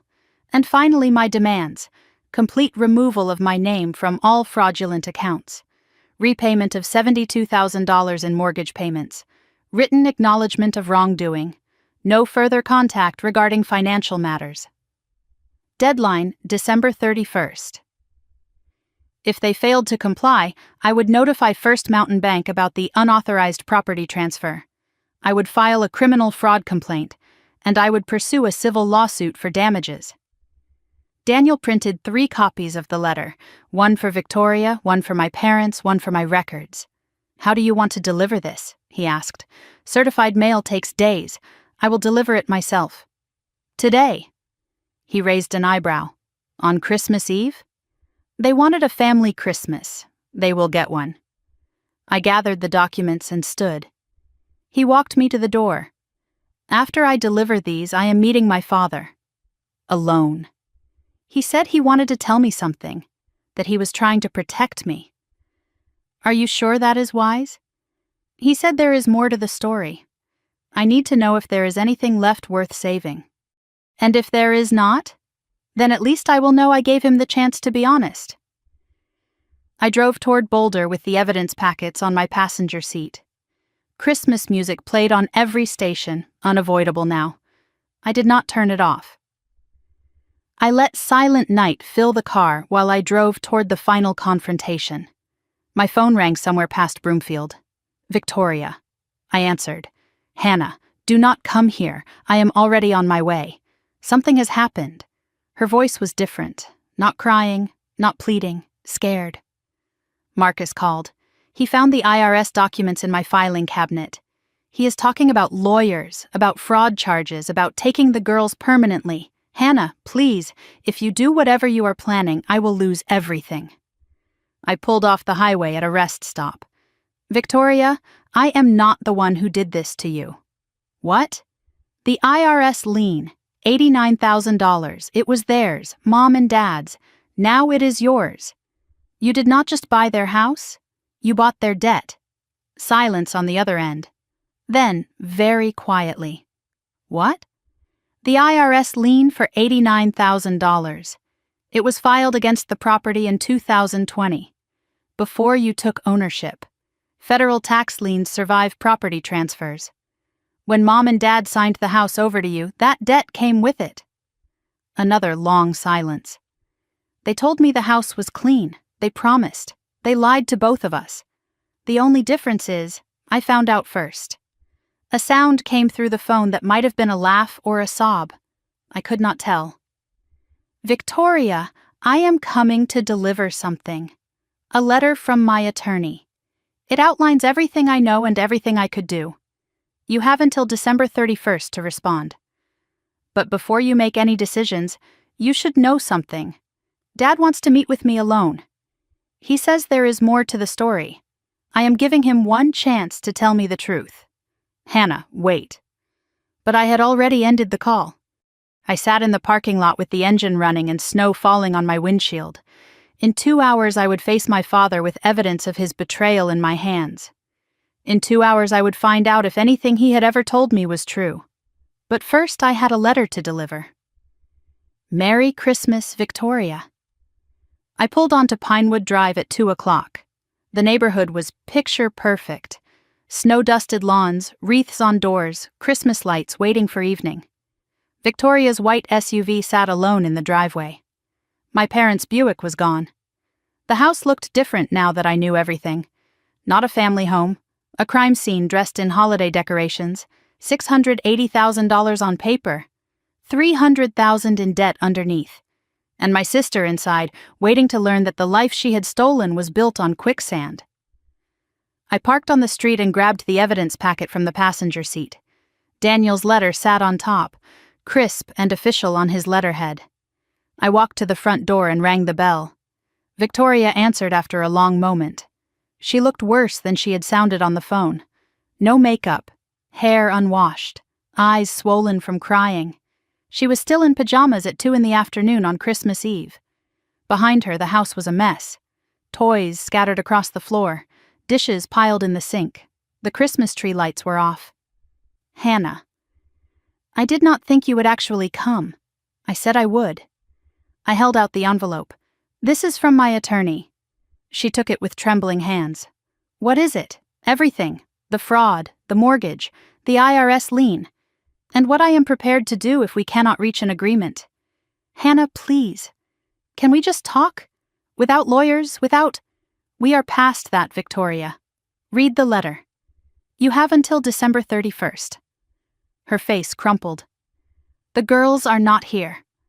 Marcus took them to his mother's. He says he is filing for divorce. Full custody. I might lose my children, Hannah. Does that not mean anything to you? It means everything to me. That is why I am giving you a chance to make this right before it gets worse. Read the letter. Then we will talk. She clutched the envelope against her chest like it might protect her from what was inside. Where are you going? To meet Dad. He said he has something to tell me. Something shifted in Victoria's face. Fear, confusion, something else I could not name. Hannah, wait. Whatever he tells you, there is more to it than you think. More to what? Just be careful. Dad is not the only one who has been keeping secrets. I studied her face for a moment, searching for the manipulation I had learned to expect. But all I saw was exhaustion and something that might have been genuine concern. I left her standing in the doorway and drove to downtown Boulder. The coffee shop was called Mountain Brew, a small place on Pearl Street that was half empty on Christmas Eve. My father sat in a corner booth, nursing a cup he had not touched. He looked 10 years older than he had 2 days ago. Gray stubble covered his jaw. His clothes were rumpled like he had slept in them. His eyes would not stay still. I slid into the booth across from him. I did not order anything. I set my evidence folder on the table between us like a barrier. "Thank you for coming," he said. His voice was hoarse. "I was not sure you would. You said you had something to tell me, something about protecting me." He nodded slowly. "I do. But first, I need you to understand something. Everything I did, every mistake, every lie, I thought I was doing the right thing. For who?" He met my eyes for the first time. "For you, Hannah. It was always for you." I did not believe him. But I waited. Let him explain. "When my business failed in 2018, your mother blamed me, said I had ruined everything. She wanted to ask you for money directly, a lot of money, $50,000 to pay off our debts and start over. I stayed silent, listening. I said no. You had already given us so much over the years. It was not fair to ask for more. That is when she came up with the mortgage plan. You would think you were helping us keep the house, but the money would go to other things. I should have stopped her. I did not. And the identity theft?" Richard's face twisted with something that looked like shame. "When Victoria needed money for the house, Patricia saw an opportunity. She convinced Victoria to use your information, told her you would never find out. Victoria did not want to at first. She knew it was wrong. But your mother has a way of making things seem reasonable, necessary. You are blaming Mom for everything Victoria did? I am telling you, your mother orchestrated most of it. Victoria was the tool. I was the accomplice." He took a shaky breath. "But I tried to protect you where I could." "How?" "When they transferred the house to Victoria, Patricia wanted to put your name on the IRS debt somehow. As a co-signer on the refinance, I refused. Told her if she did that, I would tell you everything. That is why I co-signed instead, to keep your name off the tax liability. I knew it would ruin me if it ever came out, but at least it would not ruin you." I stared at him. "That is your version of protection? Taking on debt you could not pay while letting them steal from me?" It was the only line I could hold, Hannah, and I held it. I sat with that for a long moment. My father, the man I had looked up to my entire life, reduced to drawing lines in the sand while his wife and daughter committed fraud. It was pathetic. It was also, possibly, the truth. So Mom is the mastermind. Victoria is the puppet. And you are what? The guilty bystander? I am the coward who loved his wife more than he loved doing the right thing. He looked down at his untouched coffee. I have spent 40 years letting Patricia run this family, making excuses, looking the other way. By the time I realized how bad it had gotten, I was in too deep to get out. And the favoritism? Victoria always being the golden child? Richard sighed. That was Patricia, too. Victoria reminded her of herself. Needed to be the center of attention. Needed to be praised. You were like me, quiet, capable, self-sufficient. Your mother did not know what to do with someone who did not need her, so she decided you did not need anyone. And she raised Victoria to believe the same thing. I felt something shift inside me, not forgiveness, not even close, but understanding. My mother had shaped this family like clay, molding each of us into the roles she wanted us to play.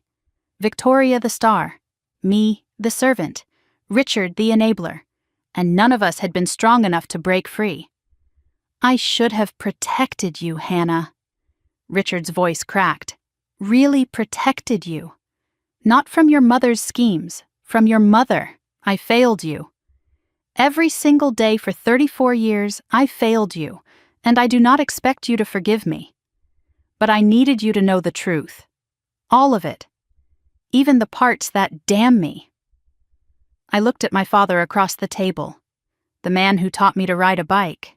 The man who cried at my graduation. The man who had let his wife turn me into a cash machine while he stood by and watched. You want me to say it is okay. That understanding why makes it better. No. I want you to know I see what I did. What we all did. Seeing it does not undo it, I know. And it does not change what happens next. The letter I gave Victoria. Those demands are real, I know that too. Can you meet them? The money? The acknowledgement? All of it? I do not know. Patricia controls the finances. She always has, but I will try. Whatever it takes, I will try. Then try, because December 31st is not a suggestion, it is a deadline. He nodded, tears forming in his eyes. I am not forgiving you, Dad. I do not know if I ever can. But I am glad you told me the truth. Finally. That is more than I deserve. I gathered my folder and stood, but before I could take a step, my phone rang. Victoria, I answered. Hannah, it is Mom. What about her? She found out Dad met with you. She found the letter. She started screaming, saying Dad betrayed her, that you have destroyed everything. And then she just collapsed. She is not responding. We called 911. They are taking her to Boulder Medical Center. My heart stopped for a moment. Is she breathing? Yes, but barely. They think it is her heart. Or a stroke. I do not know. Hannah, please, whatever you think of us, she is still our mother. Please come. I looked at my father. His face had gone white. He had heard everything through the phone.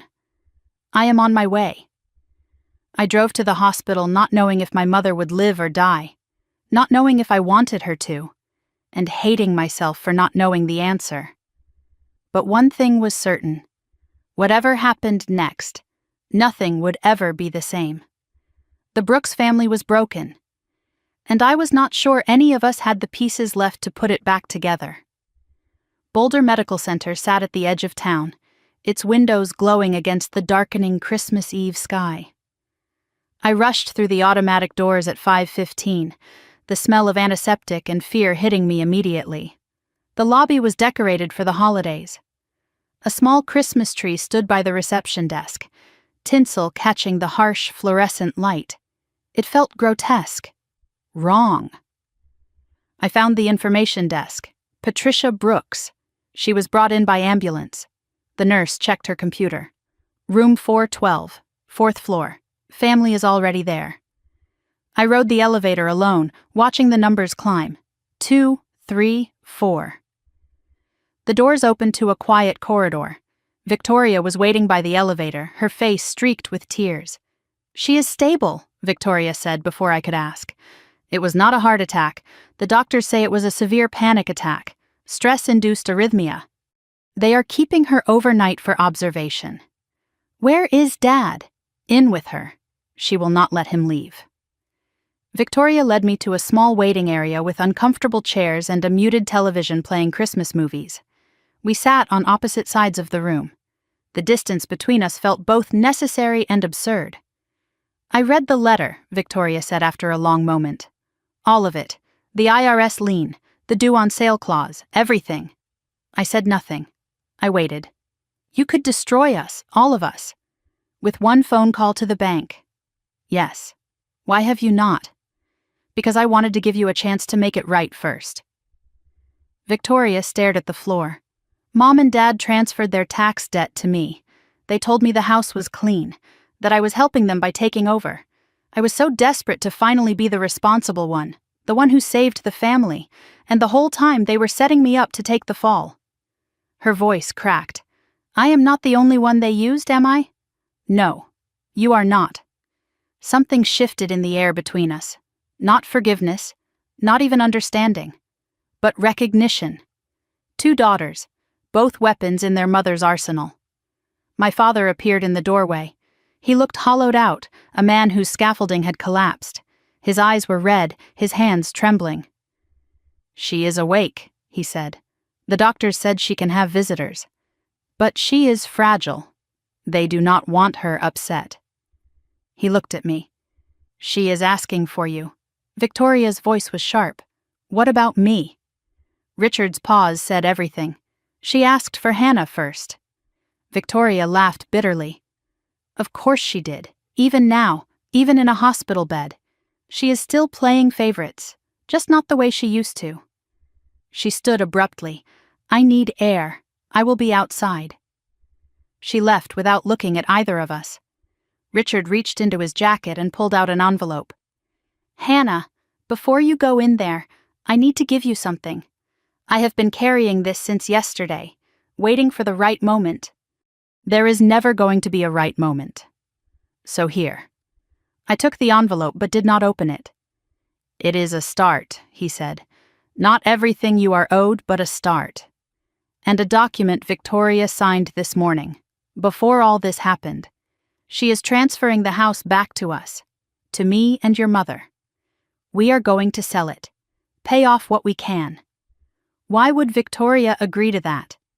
Because Marcus is leaving her, and without him she cannot afford the payments anyway, and because I told her it was the only way to keep you from going to the police. I opened the envelope. Inside was a cashier's check for $50,000, a signed property transfer agreement, and a handwritten note in my father's shaky script. Hannah, this is everything your mother and I could liquidate immediately. Our savings, some investments, a loan against my retirement. It is not enough. I know it is not enough. But it is a promise. The rest, the $72,000 from the mortgage, the fraudulent debts we will help Victoria clear, I will pay monthly, however long it takes. You deserve more than money. You deserve the years back, the trust, the childhood. I cannot give you those, but I can give you this, my word that I will spend whatever time I have left making this right. Your father. I stared at the check. $50,000. Almost a third of what I was owed. More than I had expected. Less than I deserved. It does not fix anything, I said quietly. I know, but it is a beginning, if you will let it be. I tucked the envelope into my purse and walked toward room 412. The room was small and dimly lit. Machines beeped softly, monitoring my mother's heart.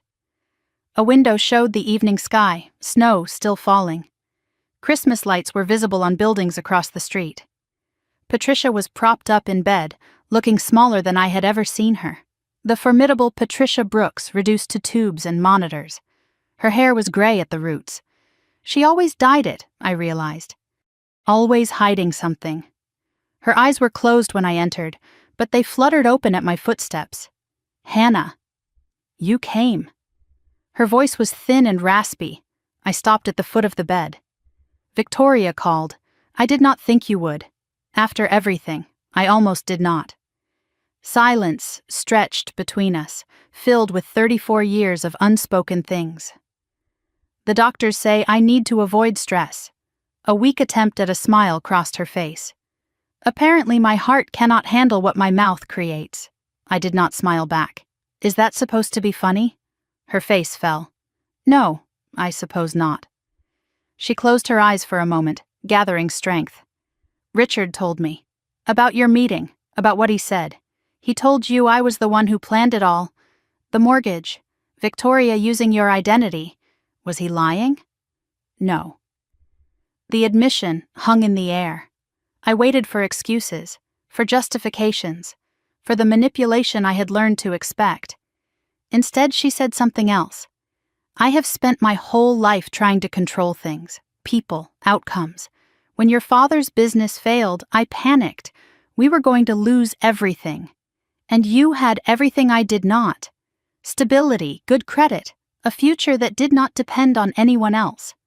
I told myself I was borrowing from your strength, that you could afford it.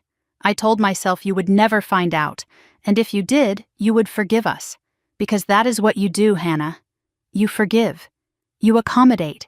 You keep the peace. I stood motionless at the foot of her bed. But you did not.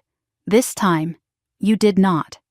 And when I saw that letter, everything you could do to us, I felt my chest close up. I thought I was dying. Maybe I wanted to. Because the alternative was facing what I had done, who I had become. Her voice broke. A mother who stole from her own daughter, who taught her other daughter to do the same. What kind of person does that? Someone who saw people as resources instead of family. Patricia flinched like I had struck her. Yes. That is exactly what I did. Tears streamed down her face. No performance this time, no manipulation. Just an old woman in a hospital bed confronting the wreckage of her own creation. I am sorry, Hannah.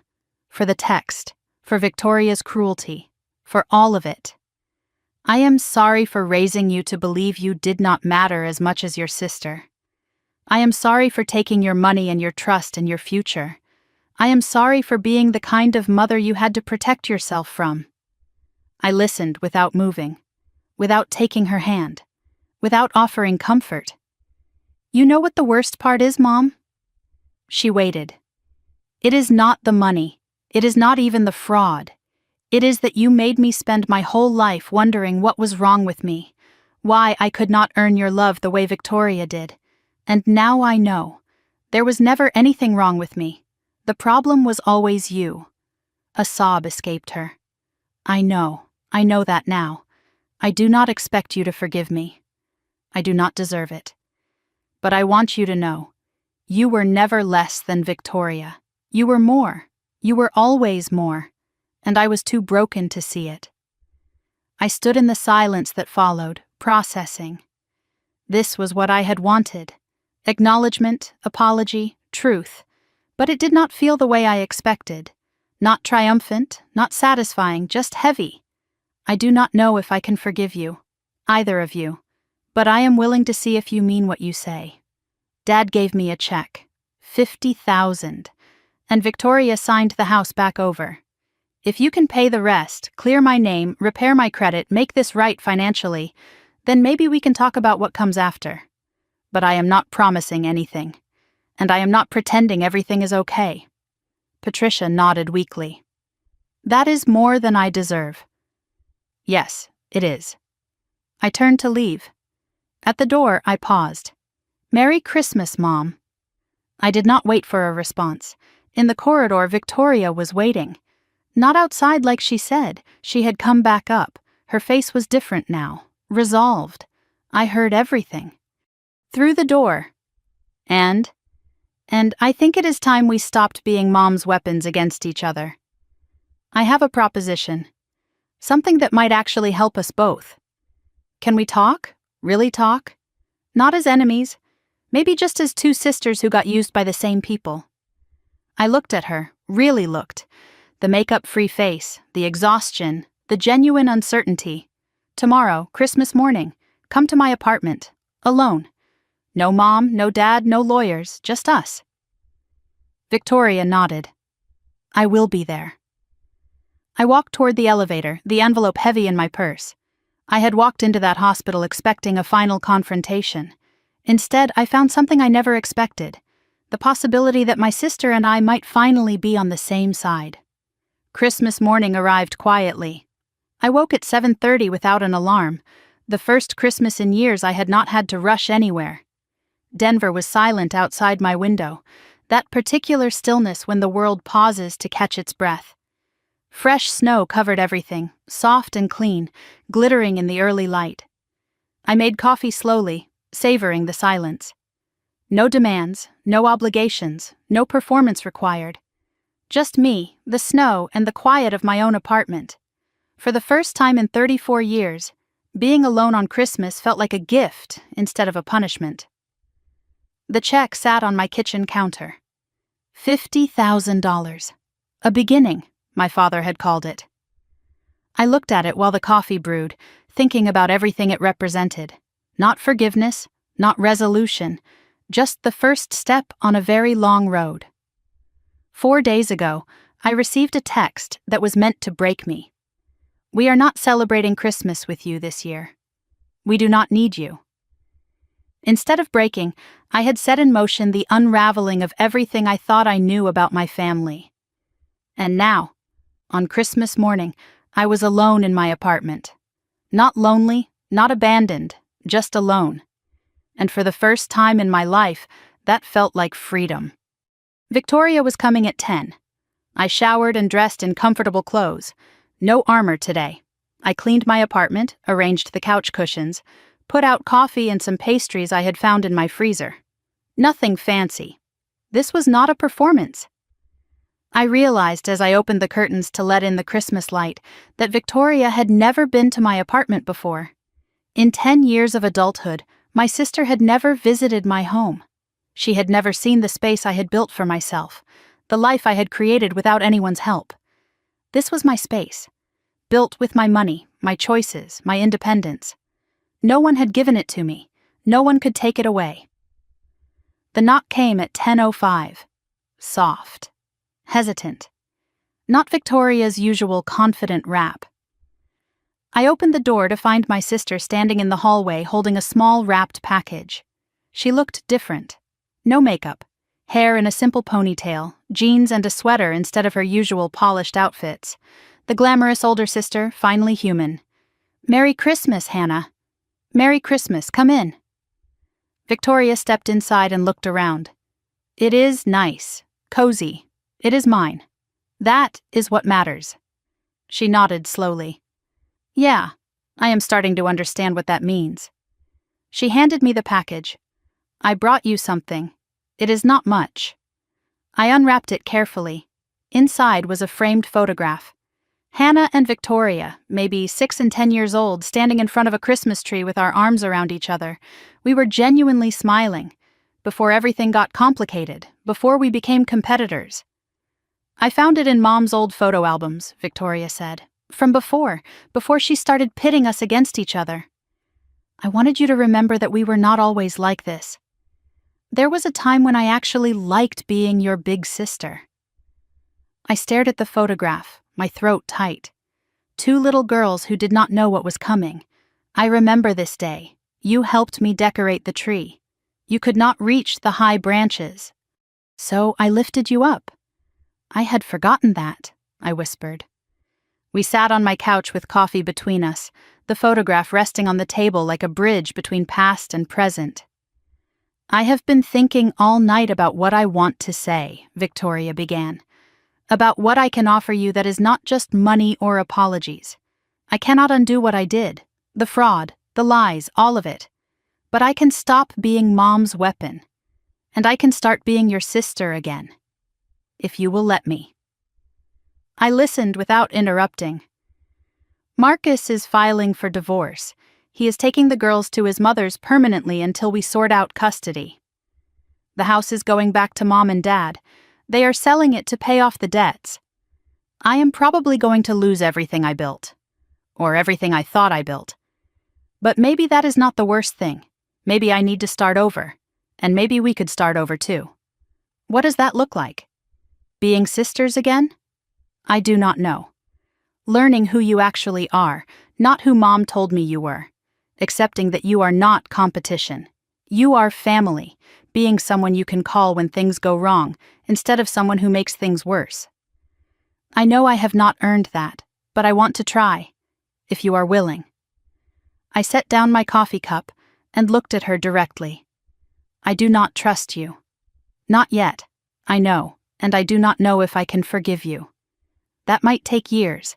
It might never happen, I understand, but I am willing to see who you become, without Mom controlling the narrative. That is all I can promise right now." Victoria's eyes filled with tears. "That is more than I deserve." "Yeah, it is. But I am tired of only giving people what they deserve. I want to give myself the chance to have a sister. A real one." Victoria's phone buzzed. She glanced at it and her face softened. "It is Lily. She is asking if she can call me. Answer it."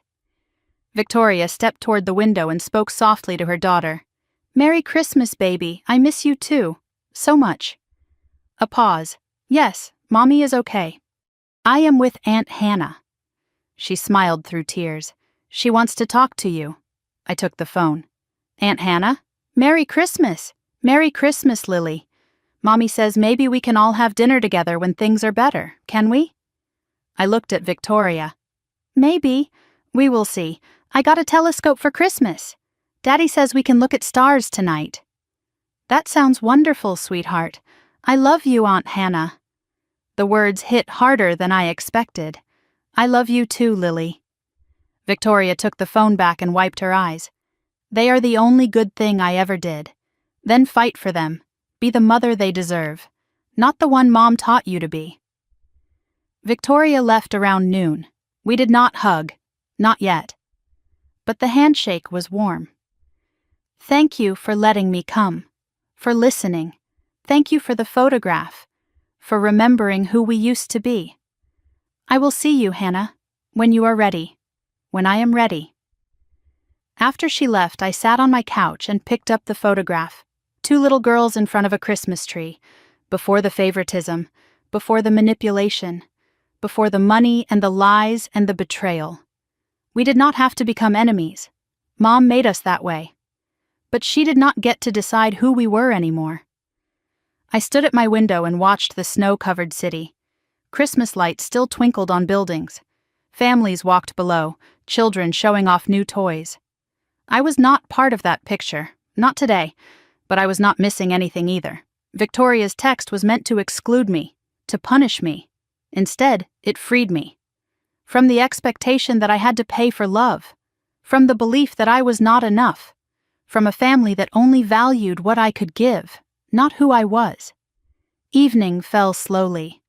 I sat in my apartment as the Christmas lights from outside cast colored shadows on my walls. The check was still on the counter. The photograph was now on my bookshelf, both symbols of a life being rewritten. A week ago, I thought the worst thing that could happen was being excluded from Christmas. I was wrong. The worst thing would have been staying silent, staying small, staying the family's emergency fund until I had nothing left to give. The text that was meant to break me became the permission I needed to finally break free. Mom was still in the hospital. I had not called. Dad sent updates that I read but did not answer. Victoria would come back when I was ready. The money would be repaid. The debts cleared. The credit restored. But more importantly, the pattern was broken. I used to think family meant sacrifice, meant giving until you were empty. Now I know. Real family does not keep score. Real family does not steal. And saying no to being used is not betrayal. It is survival. It is self-respect. It is choosing yourself for once. My sister texted me, "We do not need you," on December 21st. She was right. They did not need me. But what she did not know, what none of them knew, was that I did not need them either. And that was the most powerful discovery of all. If you are watching this right now, on Christmas or any other day, and you recognized yourself in this story, I want to tell you something.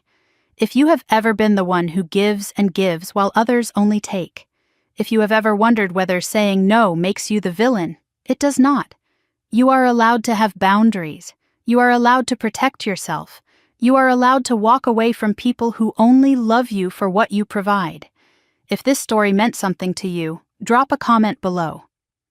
Tell me about a time you had to set boundaries with someone who should have loved you unconditionally. Share this video with someone who needs to hear that they are not alone. And if you want more stories about strength, about dignity, about women who refuse to be diminished, subscribe to this channel. Because your story matters, and you deserve to be more than someone else's resource. My name is Hannah Brooks. I am 34 years old. And this Christmas, I finally learned what it means to be free. Thank you for being here. Thank you for listening. And remember, sometimes the people who say they do not need you are actually terrified of what happens when you realize you do not need them. Merry Christmas, and happy freedom. This story is fictionalized for dramatic effect.